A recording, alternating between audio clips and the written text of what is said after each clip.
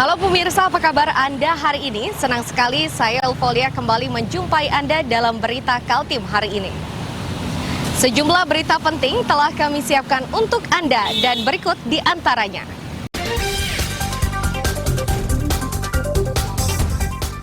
Seorang pekerja pemasangan reklame di Samarinda tersengat aliran listrik.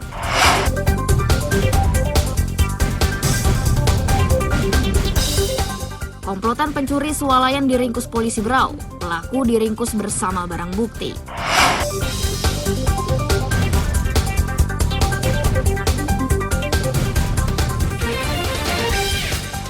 Imdad Hamid, mantan wali kota Balikpapan, tutup usia di Jakarta dan dimakamkan di Balikpapan.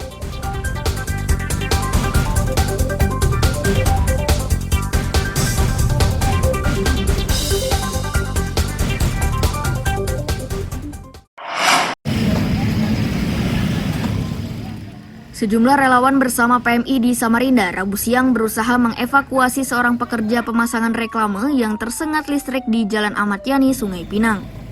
Petugas dan relawan akhirnya mengerahkan mobil tangga milik Dinas Pemadam Kebakaran. Itu dilakukan karena mereka kesulitan melakukan evakuasi karena korban terjepit kerangka papan reklame.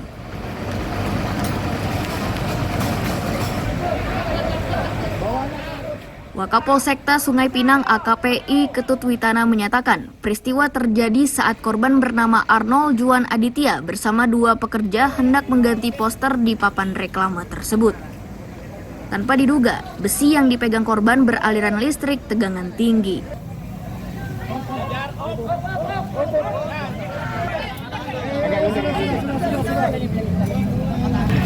Ini adalah kecelakaan kerja, di mana ada 3 orang karyawan dari PT Masindo mau mengganti spanduk. Dimungkinkan pada saat melakukan pekerjaan di atas, mungkin salah satunya pegang besi sehingga diperkirakan ada aliran listrik dari kabel tunggal dari tiang PLN. Untuk sementara korban mengalami luka pada kaki dan selanjutnya dilakukan perawatan ke rumah sakit. Damkar yang mengerahkan mobil tangganya sempat kesulitan saat evakuasi mulai dilakukan karena korban terjepit kerangka reklame.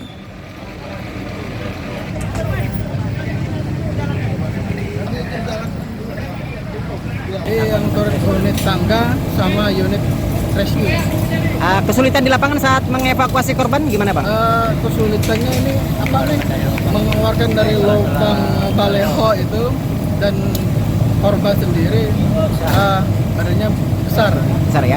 Kemudian kondisi korban saat dievakuasi pingsan, sadar atau bagaimana, Bang? waktu awal tuh pingsan, itu sadar, cuma lemasnya. Bapak kasih jarak, Pak. Rekan sekerja korban menyatakan posisi mereka saat itu berdekatan. Bahkan dia sempat tersengat, namun ia berhasil melepaskan tangannya dari aliran listrik. Dimasak dan di materi. Sekitar pukul berapa tadi pengerjaannya? Awalnya dari jam 11, kenanya mungkin jam 12. Jam 12. Ya. Ini tersentuh tangan langsung atau besi atau apa, Bang? Lengket di besi sih. Lengket di besi ya? Iya. Oh ya. Jadi ini pengerjaan pemasangan baliho ya atau gimana? Iya. Pemasangan baliho ya. Berapa orang yang di atas tadi? 3 rekan. Iya. Kemudian mendengar apa sehingga korban ini bisa tersengat listrik? Yang lainnya lagi apa? Sama, semuanya sama prosesnya sama, dia cuma megang materi aja sih. Materi. Baliho. Yang 2 rekannya di mana? Saya sampingnya saya sempat kena, tapi saya langsung refleks. Usai evakuasi, korban secepatnya dilarikan ke rumah sakit guna mendapatkan pertolongan medis. Amir Hamzah, Iswanto melaporkan dari Samarinda.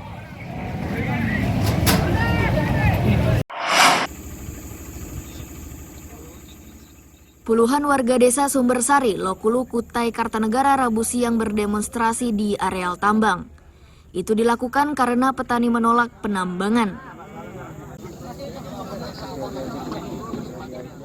Penambangan itu ditolak karena petani khawatir lingkungannya rusak dan tercemari oleh limbah batubara yang berujung gagal panen. Selain itu, warga desa ingin menjaga kelestarian alam dan ingin tetap mempertahankan citra desa agrowisata. Kepala desa yang ikut berdemo menyatakan penambangan itu tanpa sepengetahuan aparatur desa. Apabila mungkin ada salah satu teman-teman yang bisa menambahkan, kami persilakan. Harapan saya sekali lagi sebelum saya tutup, mudah-mudahan Bapak Presiden RI, Bapak Joko Widodo, negara secara langsung. Bukan kami tidak percaya. Desa Sumbersari ini memang kalau untuk tambang mestinya sudah nggak ada ya, karena desa pertanian, desa wisata. Nah, kemudian kenapa masyarakat begitu luar biasa bergejolak? Karena satu-satunya sumber mata air ya yang untuk di salah satu kawasan di tempat kita itu ya dari sini. Nah, sayur itu, ini kami bicara petani, harus disiram pagi dan sore, sewaktu-waktu. Badan air itu keperluan kami sebagai petani. Bisa dijelaskan Pak, kondisi air bagaimana Pak? Kalau kemarin keruh, cuma kena hujan hilang. Nah, kalau beroperasi lagi mungkin keruh lagi kan gitu. Ini pastinya mempengaruhi panen dan bertani Pak ya? Bukan mempengaruhi panen, sebelum panen kita sudah terpengaruh. Kita kalau jenis daun, sayuran daun bukan tomat lembut, kita pagi harus nyiram, harus kita siram. Nah itu kalau airnya keruh itu nggak bisa. Usai berunjuk rasa, petani membubarkan diri. Meski begitu, para petani akan kembali berdemo jika penambangan masih diteruskan. Amir Hamzah, Faidil Adha melaporkan dari Kutai Kartanegara.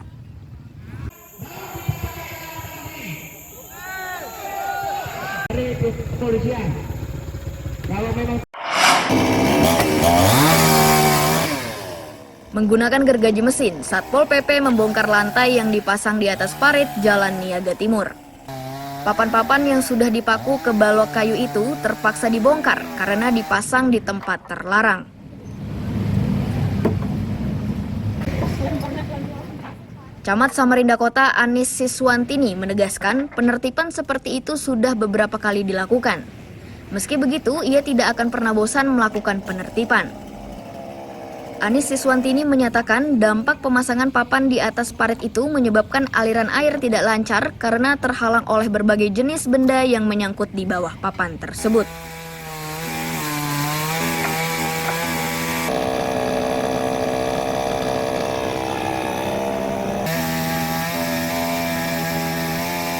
Yang hari ini kami menindaklanjuti ya, ini sudah beberapa kali kami tertibkan, ya kan. Tapi kan balik lagi, kami juga gitu, kami tidak mau lengah juga, begitu dia ini kami tertibkan lagi, supaya juga dia jerah. Ini kesalahannya apa Bu, kesalahannya Bu?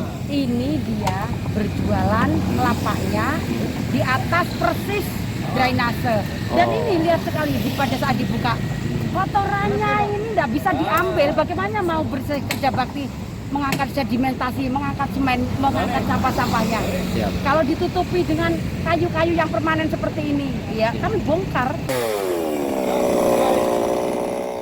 Anis meminta warga yang hendak membuka usaha tidak melanggar aturan. Jika masih menemukan hal serupa, maka ia akan tetap menertibkan agar kebersihan kota kian meningkat. Amir Hamzah, Iswanto melaporkan dari Samarinda.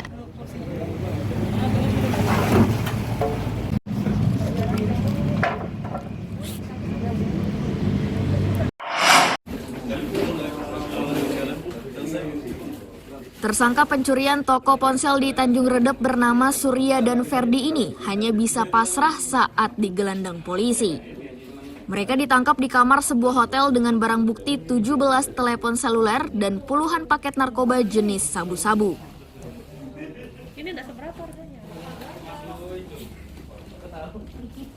Kasat Reskrim Polres Berau, Ibtu Ardian Rahayu Priyatna menyatakan keempat tersangka ini ditangkap secara terpisah.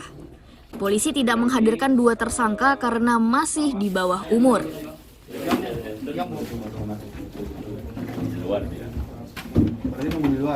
LP-nya itu nanti berbeda karena pengumpulan handphone di kita. Ditemukan adanya 17 handphone hasil dari pembobolan di Hotel Rahayu. BB disimpan di Hotel Rahayu, kemudian dilakukan penggeledahan kembali. Setelah itu ditemukanlah 42 poket sabu hasil dari penggeledahan, yang mana paket sabu tersebut kita limpahkan ke Satgas Narkoba Polres Berau. Setelah itu kita lakukan pengembangan karena pelakunya 4 orang, kita cari dan kita dapatkan keesokan harinya untuk 2 orang tersangka lainnya. 2 tersangka ini dijerat pasal 363 KUHP tentang pencurian dengan ancaman 7 tahun penjara. Sedang 2 tersangka pemilik sabu ditangani terpisah oleh Satuan Reserse Narkoba Polres Berau. Amir Hamzah, Miko Gusti melaporkan dari Kabupaten Berau.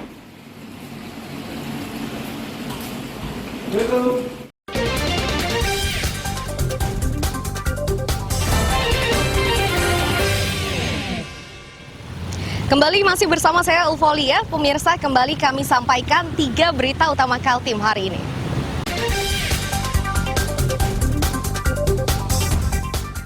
Seorang pekerja pemasangan reklame di Samarinda tersengat aliran listrik.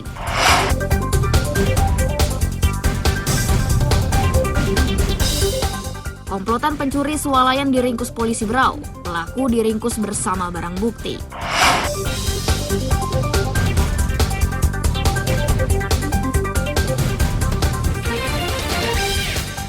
Imdad Hamid, mantan wali kota Balikpapan, tutup usia di Jakarta dan dimakamkan di Balikpapan.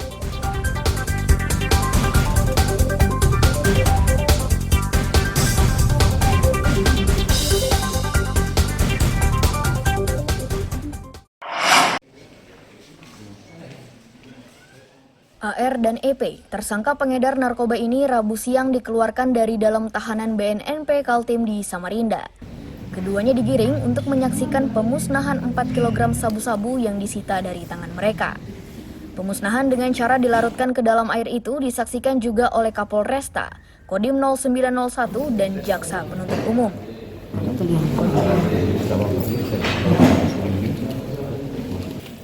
Kepala Badan Narkotika Nasional Provinsi Kalimantan Timur, Brigadir Jenderal Polisi Edi Mustafa menegaskan, upaya ini masih belum berakhir karena ada 1 nama yang hingga saat ini masih buron.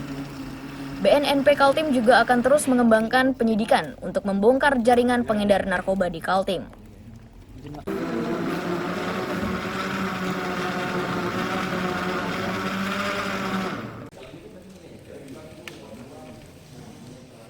Dengan adanya laporan dari masyarakat ini juga sangat membantu kita. Di samping itu dari hasil analisis intelijen sehingga kita bisa memetakan jaringan yang ada di Kalimantan Timur ini. Jalur-jalur tikus nanti akan diamankan? Iya, jadi jalur-jalur dengan adanya nanti kita desa bersinar, terus dengan adanya kita melaksanakan ceramah di sana sini sampai ke desa-desa bersinar yang lain, itu informasi otomatis akan masuk sendiri. Kalau kita ngempam nggak mungkin, sebab kita jumlah personel terbatas. Udah itu jalur tikus kita kan terlalu banyak. Selain barang bukti dan 2 tersangka, BNNP Kaltim juga menyita 1 mobil bernomor polisi B1425FIC. Sedangkan 2 tersangka yang kini ditahan terancam pidana penjara seumur hidup. Amir Hamzah, Iswanto melaporkan dari Samarinda.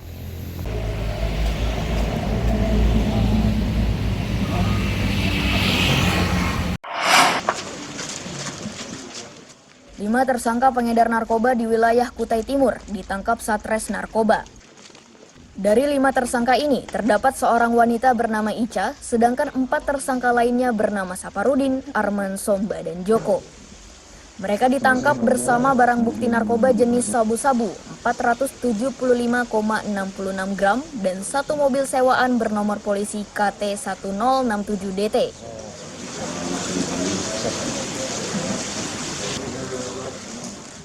Kapolres Kutai Timur, Ajun Komisaris Besar Polisi Anggoro Wicaksono menyatakan penangkapan ini tidak berjalan mudah. Timnya harus memburu para pelaku di beberapa lokasi mulai Kecamatan Rantau Pulung, Muara Wahau, dan Kecamatan Bengalon.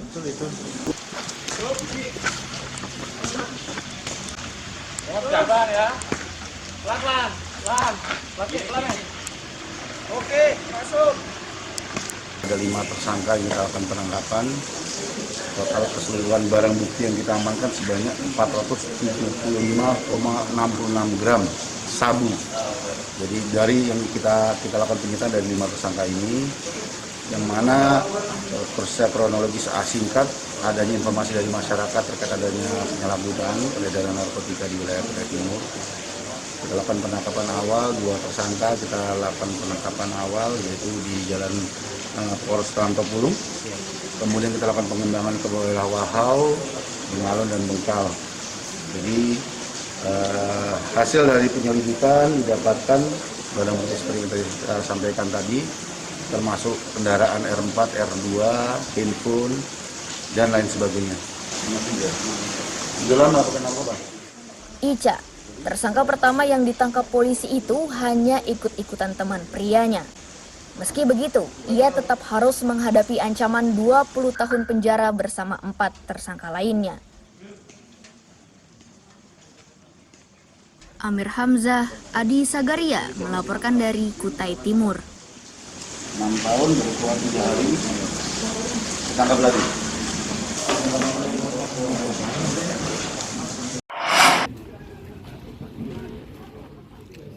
Fitriani, Linda, dan Bayu, komplotan pencuri swalayan di Kabupaten Berau ini diringkus polisi. Dari ketiga tersangka disita barang bukti curian berupa susu, makanan ringan, Milo, dan beberapa lainnya dengan nilai 15 juta rupiah. Sebelum tertangkap, ketiganya sudah beraksi di 8 swalayan. Ulah mereka akhirnya terbongkar setelah pemilik swalayan melihat rekaman aktivitas di tokonya. Dalam aksinya, ketiga pelaku membagi tugas. Sang pria mengajak ngobrol penjaga toko untuk mengalihkan perhatian, sedangkan 2 perempuan mengambil barang di toko dan disembunyikan ke dalam daster. Assalamualaikum warahmatullahi wabarakatuh. Modus daripada pencurian yang dilakukan oleh 3 orang tersangka ini mengambil barang-barang yang ada di minimarket di sekitaran wilayah hukum Polres Berau.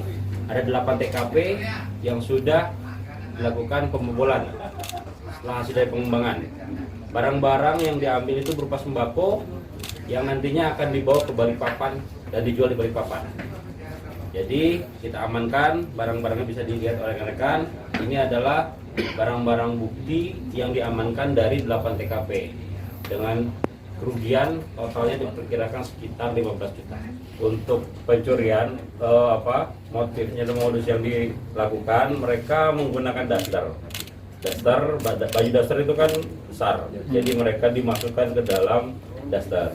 1 orang ngobrol dengan kasir. Karena perbuatannya tersebut, ketiga tersangka dijerat pasal 363 KUHP tentang pencurian dengan ancaman hukuman 7 tahun penjara.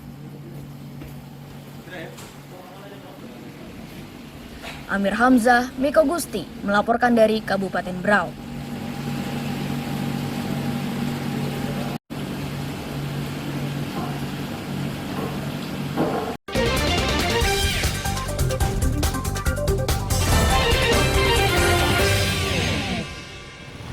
Kembali masih bersama saya Ulfolia, pemirsa, kembali kami sampaikan 3 berita utama Kaltim hari ini.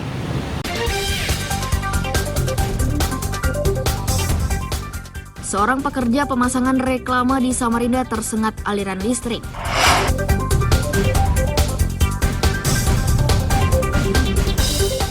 Komplotan pencuri swalayan diringkus polisi Berau. Pelaku diringkus bersama barang bukti.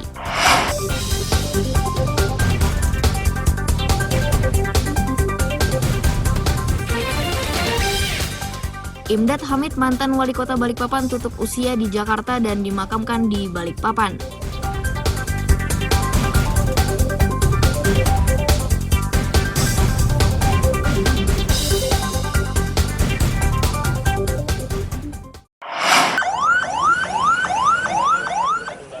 Kendaraan pembawa jenazah almarhum Imdat Hamid Rabu siang tiba di rumah duka Jalan Wiluyo Puspoyudo, Balikpapan Kota.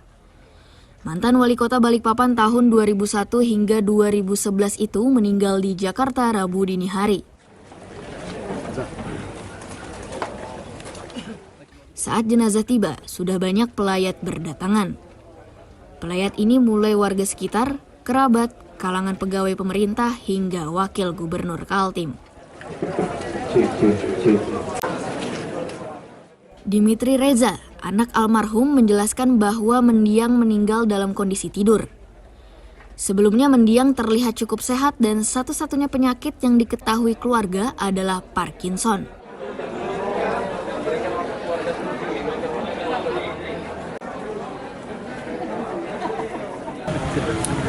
Ayah saya itu tidak ada sakit apapun, sehat walafiat. Penyakitnya hanya penyakit lama, yaitu Parkinson. Jadi tidak ada riwayat jantung, tidak ada riwayat yang lain-lain, tidak ada, hanya Parkinson. Dan ayah saya menghembuskan nafas terakhirnya dalam keadaan tidur. Jadi pada saat dia tidur itu hilang. Dan kami mengetahuinya tuh setelah mengecek, ternyata jantungnya melemah. Kita telepon, kebetulan yang tinggal di Jakarta kan adik saya, saya di Balikpapan, jadi saya terima kabar dan cerita seperti itu. Pada saat dibawa ke rumah sakit Siloam, itu memang beliau sudah tidak ada. Jenazah Imdad Hamid dimakamkan di Taman Makam Pahlawan Balikpapan Selatan setelah disolatkan di Masjid Agung At-Taqwa. Amir Hamzah, David Purba melaporkan dari Balikpapan. Terus kemudian Meski pelaksanaan pemilu serentak 2024 masih cukup lama, namun pemerintah Kabupaten Kutai Kartanegara terus bergerak. Rabu siang pemerintah kabupaten melalui Badan Kesbangpol mengundang 150 ketua RT di Tenggarong, Kutai Kartanegara pada acara rapat koordinasi pemutahiran data pemilih. Kepala Badan Kesbangpol Kutai Kartanegara Rinda Desianti menyatakan, rakor yang berlangsung di rumah jabatan wakil bupati itu dinilai penting agar tidak terjadi selisih data saat pemilu berlangsung. Kesamaan data pemilih ini diperlukan untuk memastikan jumlah logistik ke masing-masing TPS.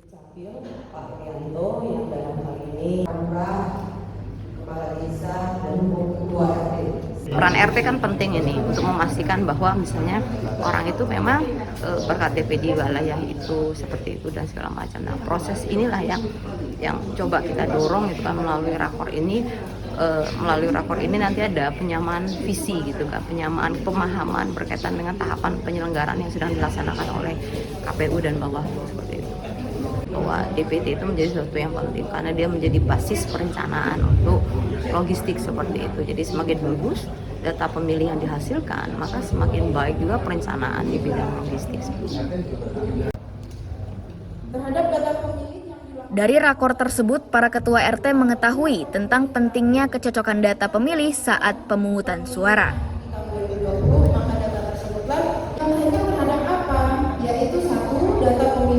Dengan adanya rakor rapat ini bahwasanya pemutahiran data itu benar-benar yang dalam artian yang tepat. Karena nanti yang lebih sulitnya nanti di saat itu pemilih itu tiba, data itu tidak mutakhir, dalam artian itu yang sudah meninggal masuk dalam data pemilih. Kemudian juga yang 17 tahun itu tidak terdaftar di dalam pemilih, seperti itu. Dan sebagai pendatang juga yang tadinya yang masuk wilayah luar, tidak lapor ke wilayah RT, otomatis adanya verifikasi kita bisa masukkan sebagai pemilih di wilayah kami. Sebelum nama-nama pemilih ditetapkan, pemutahiran data secara resmi dilaksanakan sejak Oktober 2022 hingga Juni 2023. Amir Hamzah, Faidil Adha melaporkan dari Kutai Kartanegara. Terkait dengan tahapan hari ini di KPU itu memasuki tahapan pendaftaran sekarang sedang berlangsung dari tanggal 1 sampai 14. Gerakan bersama menyerupai yel-yel ini dilakukan prajurit TNI bersama ratusan tentara dari 13 negara yang mengikuti latihan bersama di Amburawang, Samboja, Kutai Kartanegara. Ke-13 negara yang mengikuti latihan bersama itu yakni Amerika Serikat, Australia, Malaysia, Jepang, Singapura, Inggris, Papua Nugini, Timur Leste, India, Kanada, New Zealand, dan Korea Selatan, dan Indonesia sebagai tuan rumah.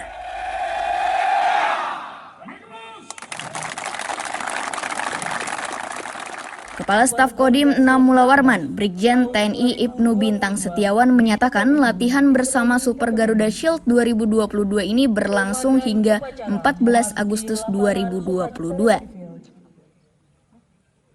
Pusat latihan tersebar di 4 wilayah, yakni Pusat Latihan Tempur Kodilaktat Batu Raja, Dabo Singkep Kepulauan Riau, Palembang, dan Kodam 6 Mula Warman.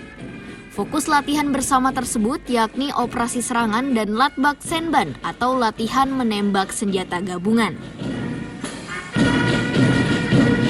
Super Garuda Shield tadi dari amanat Bapak Panglima TNI ini sudah disampaikan bahwa mengapa namanya ditambah dengan super karena melibatkan 3 angkatan. Kegiatan latihan ini akan dilaksanakan sebenarnya dari tanggal 1 sampai dengan tanggal 14 nanti. Tempatnya ada di 4. Di sini sendiri nanti ada Karawang, kemudian Puslapur Kodiklat Batu Raja, di Dabo Singkep di Kepulauan Riau, dan di Palembang ada Sultan Mahmud Badarudin. Kepada Inspektur Upacara. Pada latihan gabungan ini, TNI di Kalimantan Timur menerjunkan 306 prajurit dari 3 matra yakni Angkatan Darat, Laut, dan Udara. Amir Hamzah, David Purba melaporkan dari Balikpapan.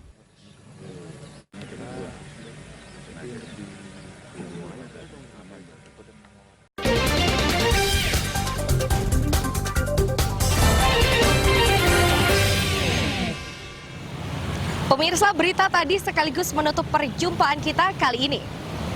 Akhirnya, saya Elvolia beserta tim redaksi yang bertugas mengucapkan selamat pagi, sampai jumpa.